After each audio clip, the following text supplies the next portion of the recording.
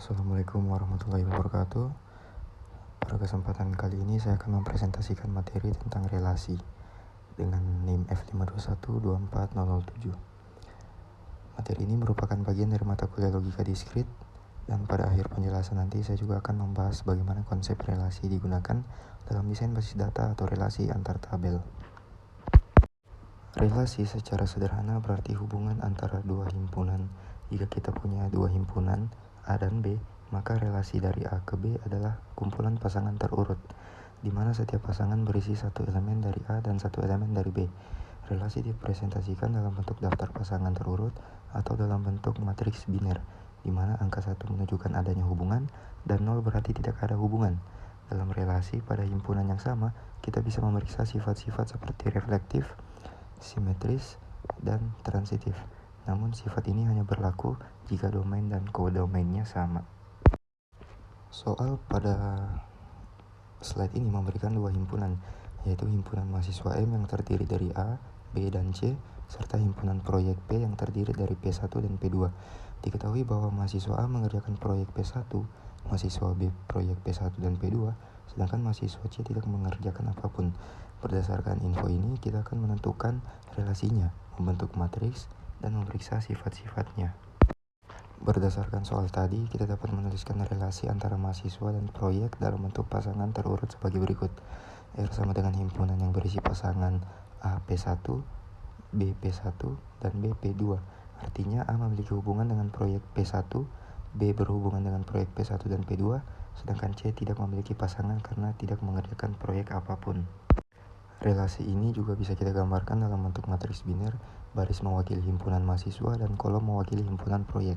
Angka 1 menunjukkan bahwa mahasiswa tersebut mengerjakan proyek, sedangkan 0 tidak. Jadi pada baris A terdapat angka 1 pada kolom P1 dan 0 P2. Pada baris B terdapat angka 1 pada P1 dan juga 1 pada P2. Sedangkan C semuanya 0 karena tidak ada proyek yang dikerjakan. Sekarang kita periksa sifat-sifat relasi. Pertama, refleksif. Berarti setiap elemen memiliki hubungan dengan dirinya sendiri. Namun karena relasi ini antara dua himpunan yang berbeda, yaitu mahasiswa dan proyek, maka sifat reflektif dan tidak berlaku. Kedua, simetris. Berarti jika A berhubungan dengan B, maka B juga berhubungan dengan A.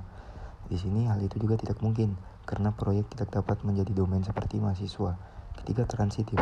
Berarti jika A berhubungan dengan B, B berhubungan dengan C, maka A juga berhubungan dengan C. Karena relasi ini tidak memiliki rantai semacam itu, maka sifat transitif juga tidak berlaku. Jadi kesimpulannya, relasi mahasiswa dan proyek ini bukan reflektif, bukan simetris, dan transitif. Konsep relasi dalam logika diskrit dapat diterapkan secara langsung dalam sistem basis data. Pada kasus ini, hubungan antara mahasiswa dan proyek bersifat many to many, karena satu mahasiswa bisa mengerjakan banyak proyek dan satu proyek juga bisa dikerjakan oleh lebih dari satu mahasiswa. Berikut adalah contoh relasi dalam bentuk kode SQL. Pertama, membuat tabel mahasiswa dengan atribut NIM dan nama. Selanjutnya, buat tabel proyek dengan atribut ID proyek dan nama proyek. Terakhir, kita buat tabel mahasiswa proyek yang berisi kolom NIM, ID proyek, peran, dan tanggal mulai. Tabel ini memiliki kunci utama gabungan dari NIM dan ID proyek, serta dua kunci asing yang masing-masing mengacu ke tabel mahasiswa dan tabel proyek. Kesimpulannya, relasi antara mahasiswa dan proyek dapat dipresentasikan sebagai himpunan pasangan terurut dan matriks relasi biner. Karena himpunan domain dan kodomain berbeda, relasi ini bukan refleksif, bukan simetris, dan tidak transitif. Dalam konteks basis data, relasi seperti ini diterapkan dalam bentuk tabel penghubung yang menghubungkan dua entitas berbeda. Sekian presentasi saya, terima kasih atas perhatiannya. Wassalamualaikum warahmatullahi wabarakatuh.